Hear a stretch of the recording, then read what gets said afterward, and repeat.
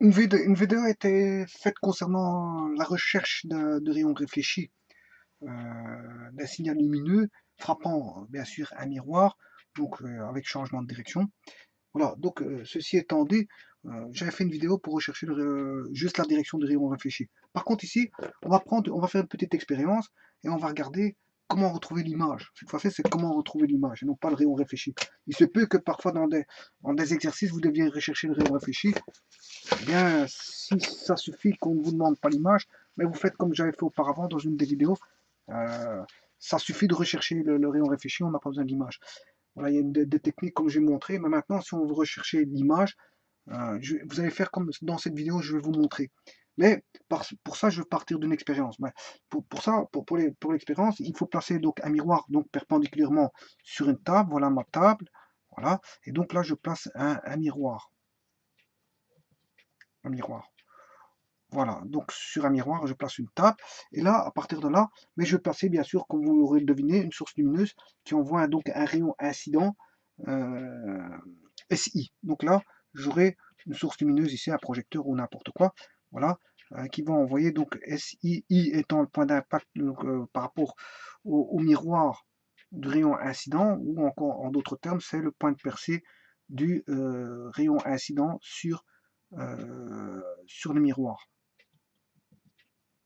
Voilà. Donc SI, c'est le rayon incident. Bien sûr, c'est une ligne, une direction euh, rectiligne. Il faut vraiment bien la faire. Voilà. Et donc le point I étant ici. Et bien sûr, à partir du point d'impact I, eh bien, je vais élever donc la normale, la perpendiculaire, au plan du miroir.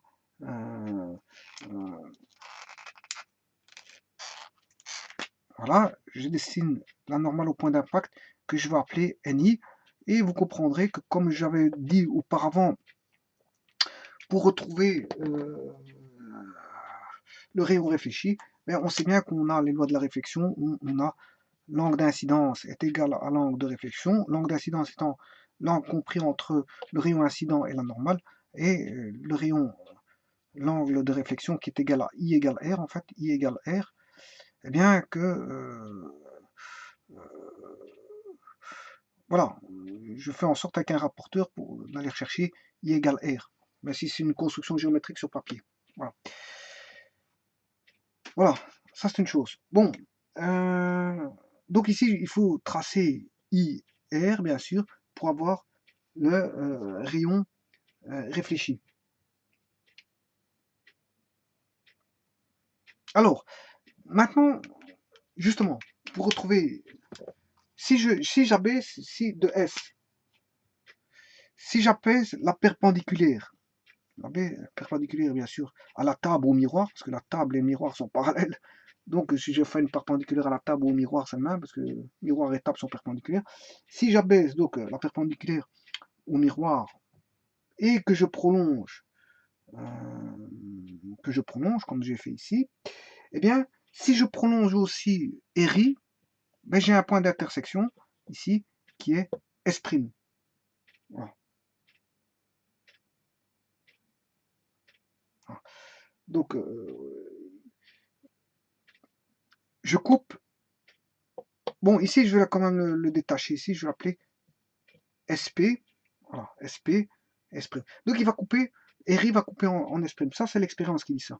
Et qu'est-ce qu'on peut constater de cette expérience-là, si on en fait des constatations, ben, que l'image S' ne peut être reçue, bien sûr, sur un écran. Hein. Ceci ne peut être reçu sur un écran, l'image ici. Donc, comme elle ne peut être reçue sur un écran, on aura affaire à ce qu'on appelle une image virtuelle.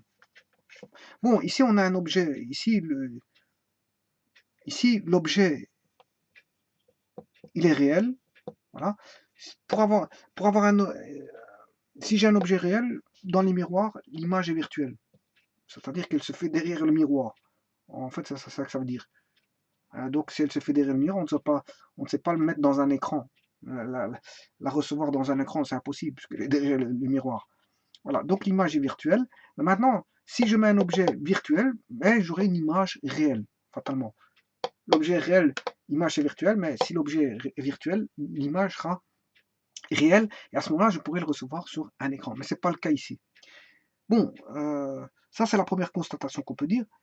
L'image, comment elle est, l'image? Bon, l'image est droite. Elle sera droite si, bien sûr, verticalement. Parce que latéralement, on aura une inversion. Hein. Une écriture latérale, ben, je veux dire, va procurer une inversion de l'écriture. Ambulance, elle s'écrit à l'envers, fatalement, parce que c'est, je veux dire, c'est au niveau transverse, latéral, latéral. Par contre, si on est en vertical, fatalement, si l'image est droite, ben, elle reste droite. Enfin, l'image est droite par rapport à l'objet qui est droit. C'est ça que je veux dire. Donc, voilà.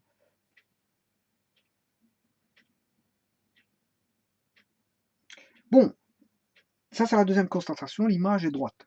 Bon, troisième constatation, comme on va dire SP, SP, SP ici est symétrique. SP est égal à S', S'P. Et que S' est perpendiculaire au miroir. Voilà, c'est la troisième constatation qu'on peut faire. Donc on a un symétrique SP, symétrique de Sp', et que il est perpendiculaire. Donc voilà. Donc pour retrouver l'image, ça va être facile. Bon. Les conclusions des constatations aussi que je peux dire, c'est que première chose, le miroir plan donne une image virtuelle si l'objet est réel. Voilà. C'est-à-dire que l'image ne peut être reçue par un écran. L'image sera droite, bien sûr, si on est si l'objet est disposé verticalement, parce que si c'est latéral, on aura une image inversée, et que la troisième constatation, que le miroir donne, le miroir plan donne une image symétrique, par rapport à l'objet,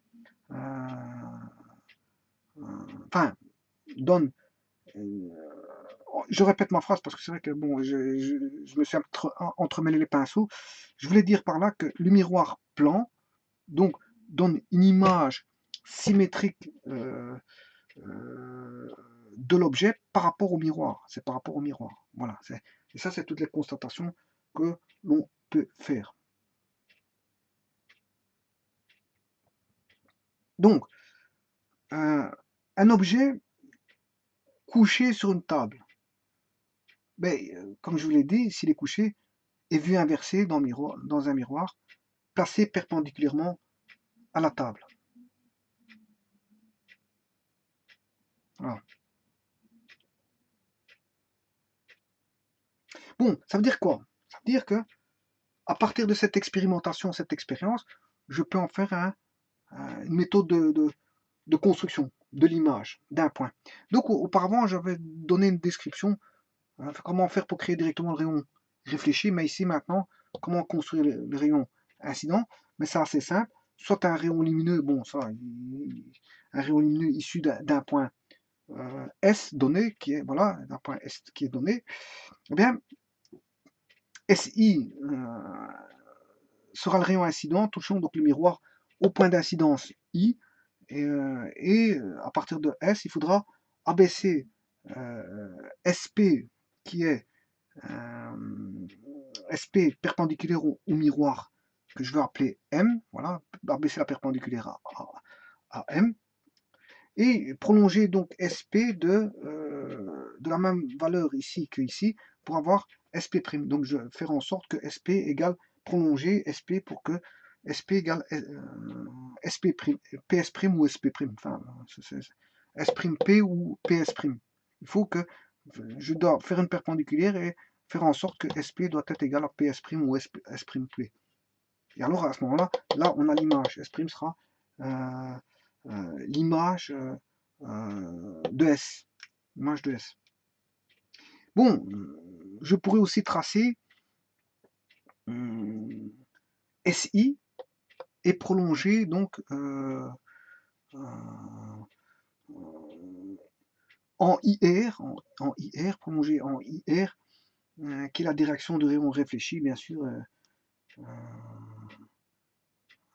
Enfin, tracer, il faut que je trace SI', passant par I, et prolongé, ça va donner le rayon réfléchi. Voilà. C'est plutôt S', I qu'il faudra prolonger, passant par I. Donc, connaissant l'image, je peux prolonger, passer par le point d'inflexion, d'incidence, pardon, je m'excuse, point d'incidence, à partir de S', de l'image, tracer le rayon S', I, qui est le I étant le point d'incidence, voilà, et je peux retrouver le rayon, la direction du rayon, et bien sûr prolonger pour retrouver la direction du rayon réfléchi.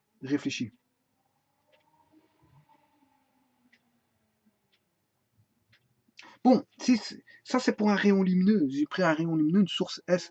Maintenant, s'il s'agit d'un objet, ben, on considère donc les extrémités de cet objet et on en construit l'image pour chacun de ces points.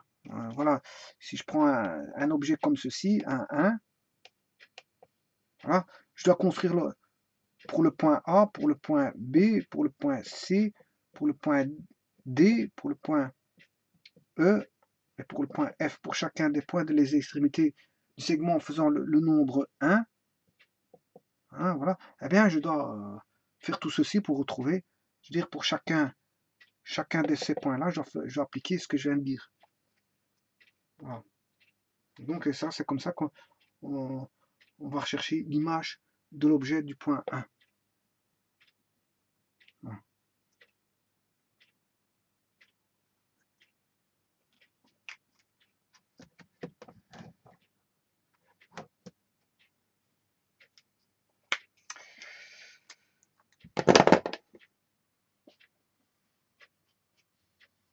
Je vous remercie.